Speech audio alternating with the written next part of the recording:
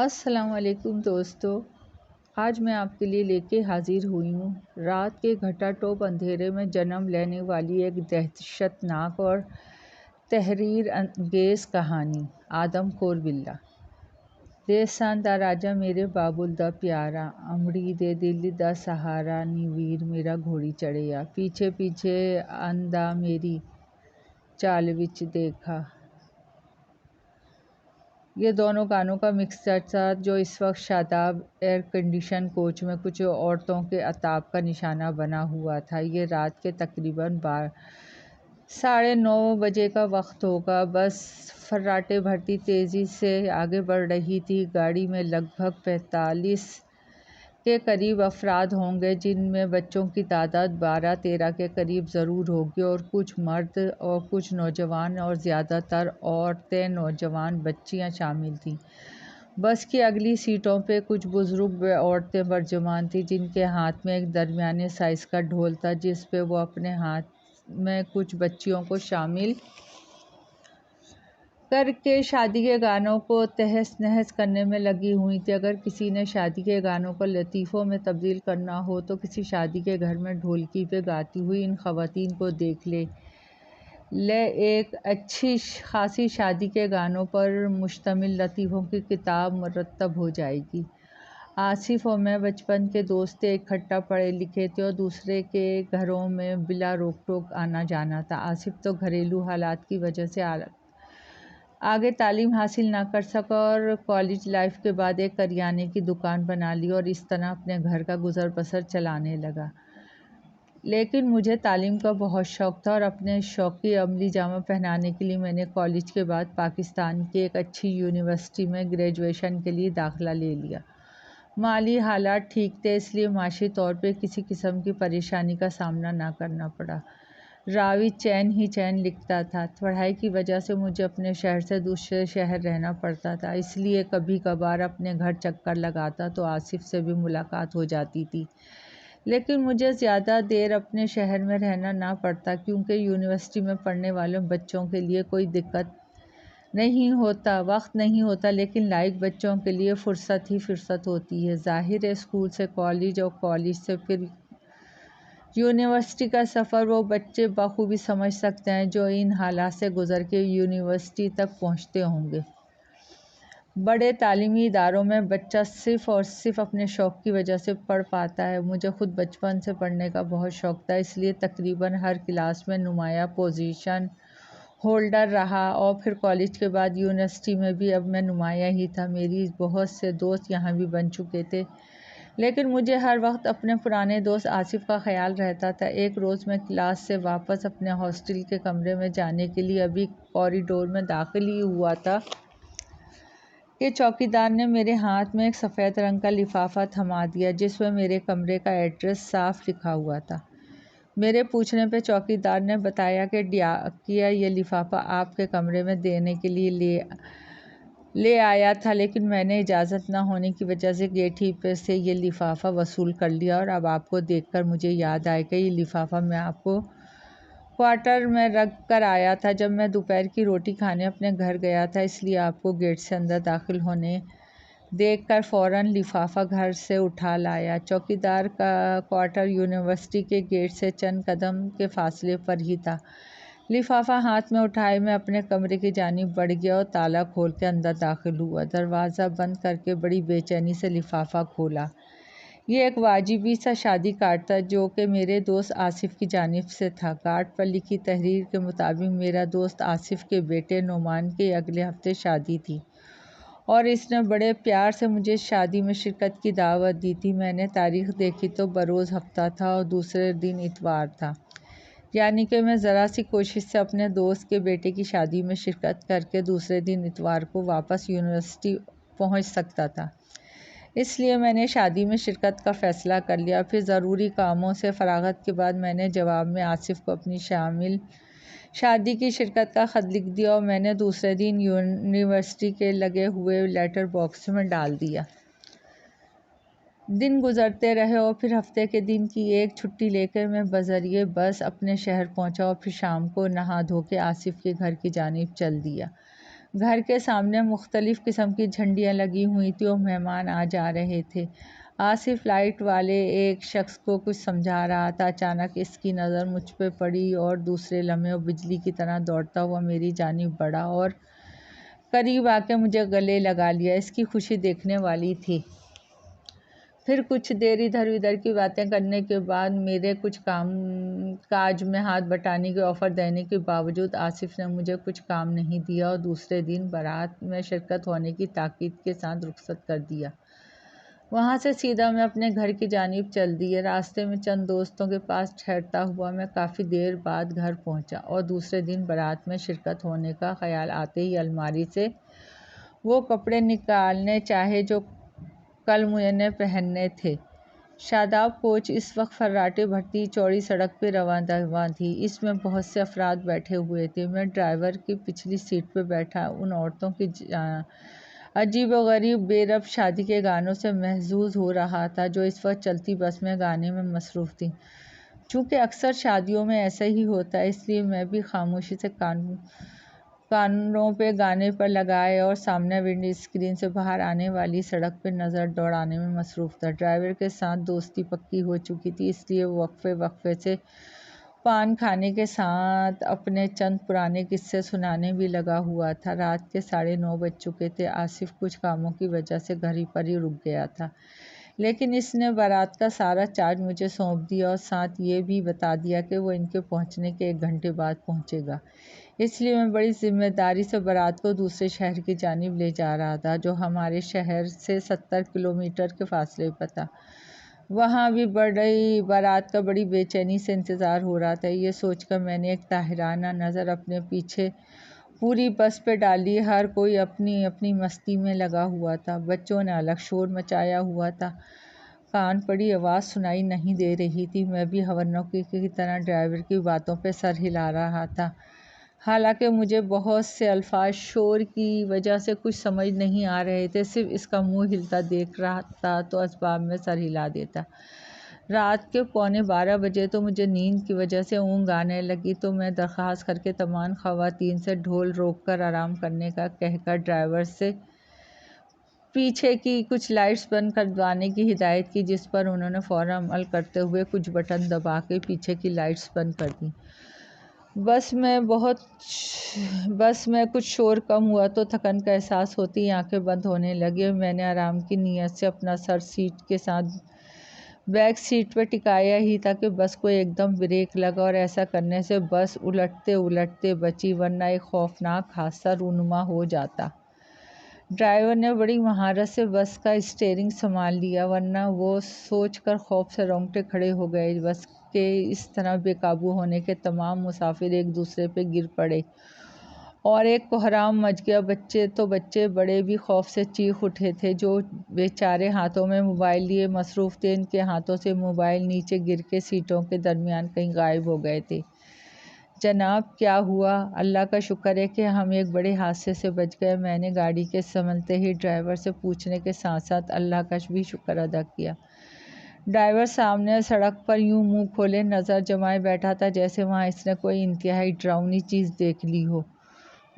میں نے اچانک سامنے سڑک پہ ایک کفن پوش مردے کو پڑے دیکھا تھا۔ یوں لگتا تھا جیسے کوئی مردہ قبرستان سے نکل کے وہاں سڑک پہ آ کر لیٹ گیا ہو۔ اس کو اس طرح دیکھتے ہی میں نے 85 کلومیٹر کی اسپیڈ سے بھاگتی ہوئی گاڑی کو ایک دم بریک لگا دیے۔ حالانکہ مجھے ایسا نہیں کرنا چاہیے تھا، کیونکہ اتنی رفتار سے بھاگتی گاڑی کو ایک دم بریک لگا دیے جائیں تو اس کے الٹنے کا 100% خطرہ ہوتا ہے۔ لیکن میں گھبرا گیا تھا، اس لیے مجھے پتہ ہی نہ چلا کہ کس وقت میرے پاؤں بریک پر جم گئے۔ ڈرائیور نے تھوک نکلتے ہوئے جواب دیا۔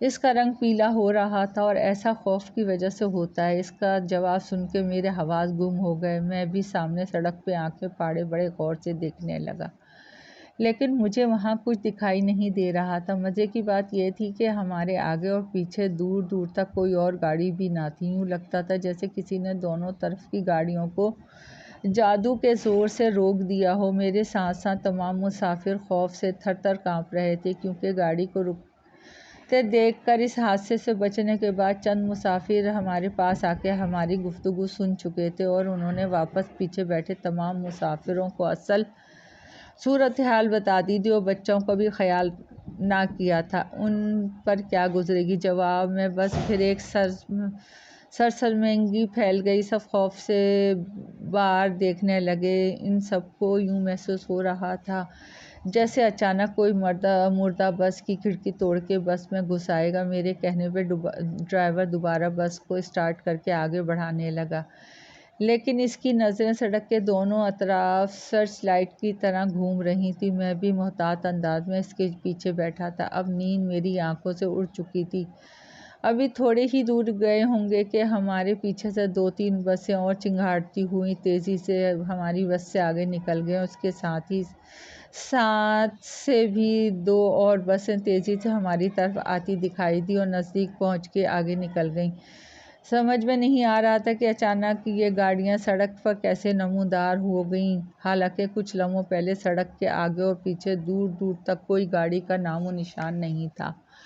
گاڑی چل رہی تھی، ہمارے دماغ معاف ہو چکے تھے۔ ابھی ہم انہی سوچوں میں تھے کہ سامنے تقریباً 50 فٹ کے فاصلے پر ایک عورت، جس نے چہرے پہ لمبا گھونگھٹ لٹکایا ہوا تھا اور حاجیوں کی طرح ایک سفید جبہ پہنا ہوا تھا، اس کے ہاتھ میں ایک لالٹین تھی جس کی ایک سرے پہ جلتی ہوئی لالٹین کی ٹنگی ہوئی تھی اور اسی طرف کھڑی تھی جس طرف سے ہم جا رہے تھے۔ وہ ہاتھ کو حرکت دیے بغیر لاٹھی کو مضبوط سے پکڑے کھڑی تھی، یوں لگ رہا تھا جیسے وہ سڑک پہ لفٹ لینے کے لیے کھڑی ہو۔ ہم سب نے اسے دیکھ لیا تھا اور ڈرائیور نے اس کے نزدیک پہنچ کے جیسے ہی گاڑی روکی اور نیچے اتر کر دیکھا تو اس عورت کا دور دور تک کوئی پتہ نہ تھا اور یوں لگتا تھا جیسے اسے زمین کھا گئی ہو یا آسمان نگل گیا ہو۔ ہم حیوانوں کی طرح منہ پھاڑے اور آنکھیں پھیلائے اس جگہ کو دیکھ رہے تھے جہاں کچھ دیر پہلے وہ بڑھیا موجود تھی۔ عجیب گورکھ دھندا تھا۔ پھر میرے کہنے پہ سب دوبارہ بس میں سوار ہوئے اور ہم دم سادھے ادھر ادھر دیکھنے لگے۔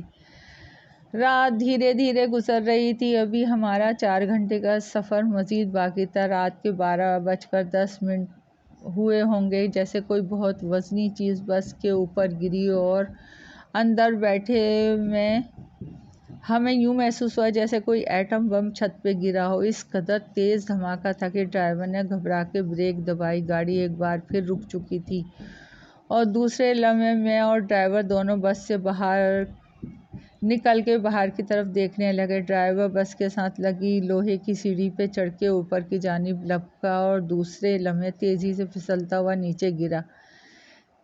اس کے منہ سے خوف کے مارے آواز نہیں نکل رہی تھی۔ اس کی آنکھیں سیاہ کی بجائے سفید پتلیوں میں تبدیل ہو گئی تھیں۔ یوں لگتا تھا جیسے اس نے چھت پہ کوئی انتہائی خوفناک شے دیکھ لی ہو۔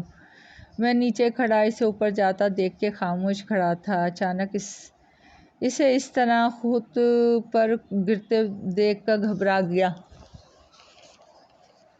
اور پھر میں نے زندگی میں پہلی بار اتنی ہمت سے کام لیا کہ ایک ہٹے کٹے ڈرائیور کو خود اپنے ہاتھوں میں سنبھال کے نیچے کھینچ کر بس کے دروازے کے قریب لایا اور پھر آواز دے کے دوسرے لوگوں کو بھی بلایا جو اندر بیٹھے حصے میں تھے۔ بس کے اندر تمام پردے برابر کر دیے گئے تھے، اس لیے کوئی بھی باہر کا منظر دیکھنے سے قاصر تھا۔ میرے بلانے پہ چند نوجوان باہر نکل کے میرے ساتھ ڈرائیور کو بس کے اندر لے گئے، پھر اسے ایک بڑی سیٹ پہ لٹا کے پانی وغیرہ اس کے منہ پہ ڈالا۔ کچھ لوگ اس کے ہاتھ پاؤں مسل رہے تھے۔ تھوڑی محنت کے بعد اسے قدرے ہوش آیا۔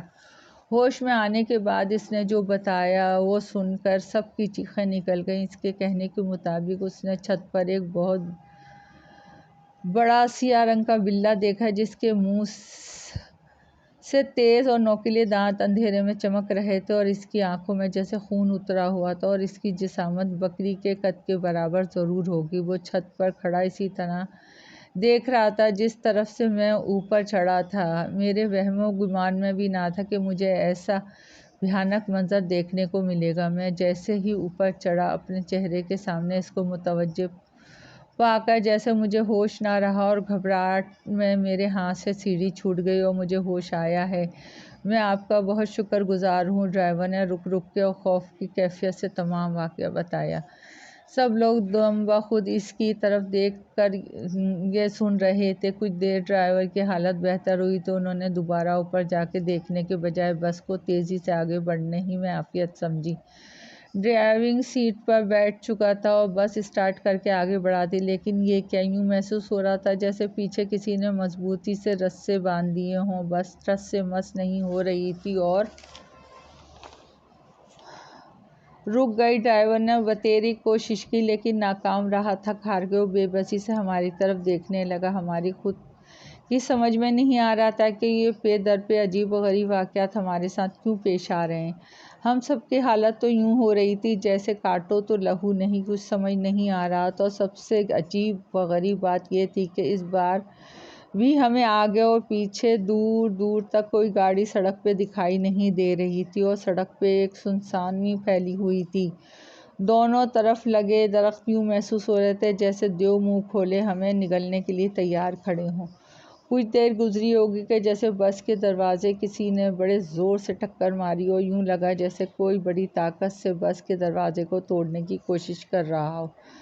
دروازہ مضبوط ہونے کے ساتھ ساتھ لوہے کا تھا، اس لیے ٹوٹنے کا تو سوال ہی پیدا نہیں ہوتا، لیکن اس وقت ہماری چیخیں نکل گئیں جب کچھ لمحوں بعد بس کے پچھلے شیشے کی ٹوٹنے کی آواز سنائی دی۔ شیشے کی ساری کرچیاں ذروں میں تبدیل ہو کے اندر ہی کی جانب گر چکی تھیں، چنانچہ ان شیشوں میں گیس بھری ہوتی ہے، اس لیے ٹوٹنے کی صورت میں یہ انسانی جسم کو کوئی نقصان نہیں پہنچا سکتے، لیکن اس ٹوٹے ہوئے شیشے سے جو چیز اندر برآمد ہوئی اس کو دیکھ کے ہماری حالت پتلی ہو گئی۔ یہ وہی خوفناک سیاہ بلّا تھا جو ڈرائیور کے کہنے کے مطابق بس کی چھت پر تھا، لیکن وہی منحوس بلّا دوبارہ سب کے سامنے موجود تھا۔ اس کو اندر دیکھ کر سب مسافر ڈرائیور کے نزدیک پہنچ گئے۔ بچوں کی چیخنے کی آوازوں کے ساتھ ساتھ عورتوں کے خوف سے چلانے کی آوازیں بھی شامل تھیں۔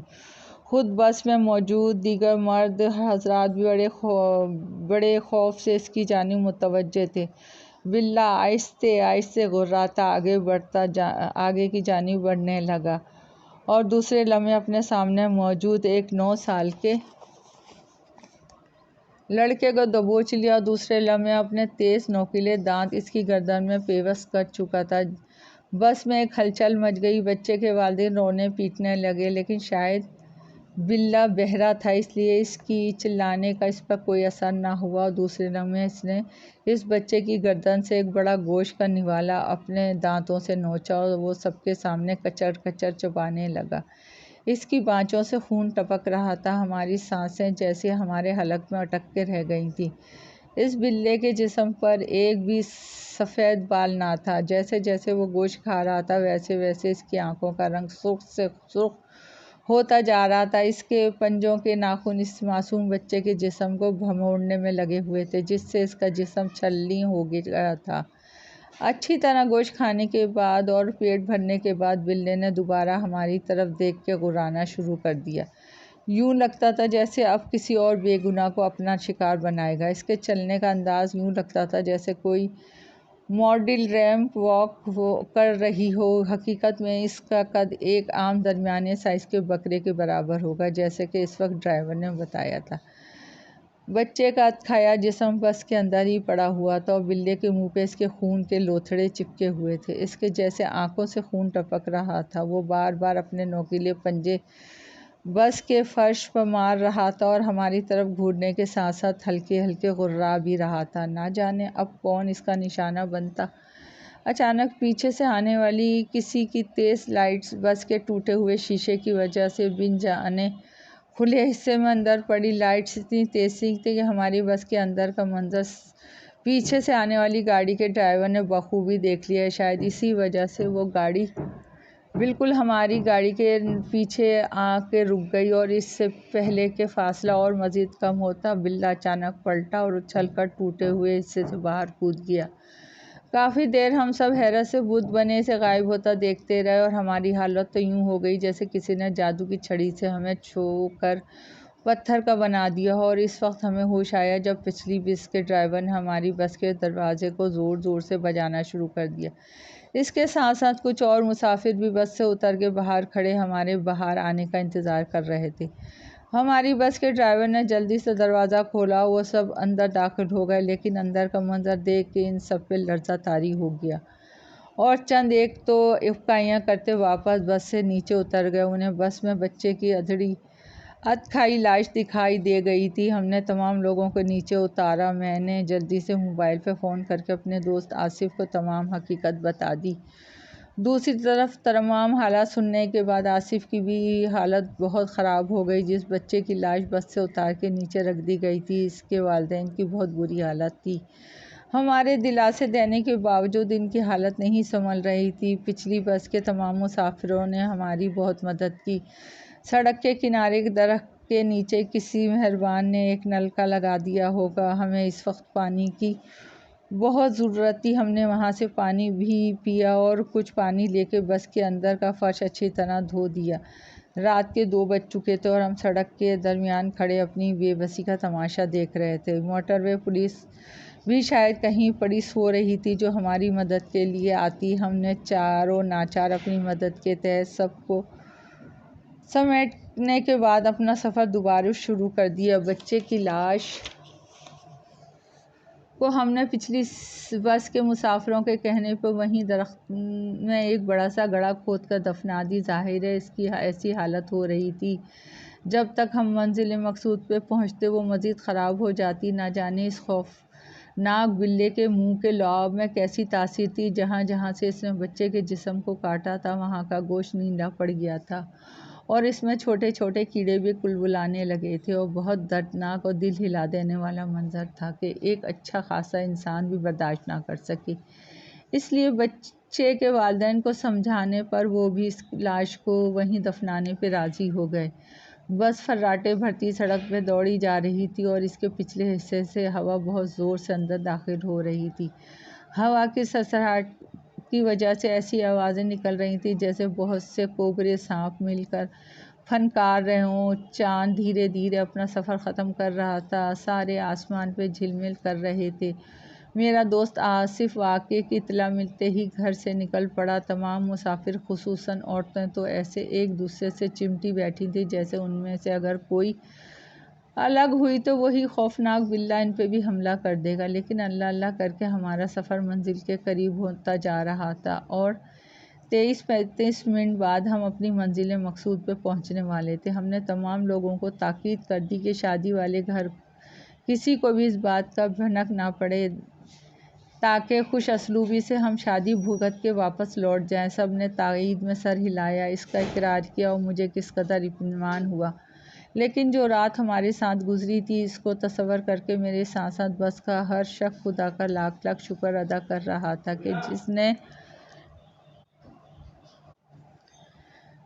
مجھے کس قدر اطمینان ہوا لیکن جو رات ہمارے ساتھ گزری تھی اس کا تصور کر کے میرے ساتھ خدا کا شکر ادا کر رہے تھے جس نے انہیں زندہ سلامت اپنی منزل مقصود پہ پہنچنے کا موقع فراہم کیا۔ شاید ہم میں کوئی اللہ کا نیک بندہ ایسا ہوگا جس کی وجہ سے ایسا ممکن ہوا، ورنہ یہ تصور کر کے تو میرے بدن کے رونگٹے کھڑے ہو گئے تھے کہ قصہ مختصر ہم شادی کے گھر خیر و عافیت سے پہنچ گئے۔ وہاں پہنچنے کے چند گھنٹے بعد آصف بھی ایک ٹیکسی میں پہنچ گیا لیکن اس کو ایک طرف لے جا کے میں نے خاموش رہنے کی تاکید کر دی۔ واپسی پہ میں اسے تمام واقعات تفصیل سے بتا دوں گا۔ اور وہ نہ چاہتے ہوئے بھی اپنے جذبات کو بڑی مشکل سے روک پایا تھا۔ شادی کی تمام رسومات سے فراغت کے بعد دوسرے روز ناشتے سے فارغ ہونے کے بعد ہم بڑی خاموشی سے واپسی کے سفر کے لیے نکل پڑے۔ راستے میں میں نے آصف کو تمام واقعات تفصیل سے بتا دیے۔ میری بات سن کر اس کے منہ سے ایک طویل سانس نکلی اور اس نے جو کچھ کہا اسے سن کر میں حیرت سے اس کے منہ کی طرف دیکھنے لگا۔ جی ہاں، اس کے منہ سے یہ الفاظ نکلے، بے شک صدقہ تو ہزاروں بلاؤں کو ٹال دیتا ہے۔ مجھے حیرت سے اپنی طرف دیکھتے ہوئے اس نے میرے کندھے پہ ہاتھ رکھ کر کہا، جب تم سب بارات لے کے گھر سے نکل گئے تو میں کام میں مصروفیت کی وجہ سے صدقے کے طور پہ لایا ہوا کالا مرغہ دولہا کے سر پر وار کر نہیں چھوڑ سکا۔ شاید یہ سب کچھ میرا ایسا نہ کرنے کی وجہ سے ہوا۔ اس نے ہوا میں نظر ٹکائے ہوئے بے خیالی کے لہجے میں کہا اور میں جو بڑی حیرت سے اس کے منہ سے نکلے ان الفاظوں پہ غور کر رہا تھا خود بھی جلدی جلدی یوں سر ہلانے لگا جیسے اگر مجھے ایک لمحے کی بھی دیر ہو گئی تو وہی منحوس اور خوفناک باللہ کہیں مجھ پر حملہ آور نہ ہو جائے۔ کوشش کریں کبھی کبھی اپنے اور اپنے گھر کے دیگر افراد کا صدقہ وغیرہ دیتے رہا کریں۔ اللہ تعالی ہمیں ہر قسم کی آفت سے محفوظ رکھے، آمین۔ دوستو، کہانی پسند آئی ہو تو لائک اور سبسکرائب کیجیے گا۔ آپ کی دعاؤں کی طلبگار۔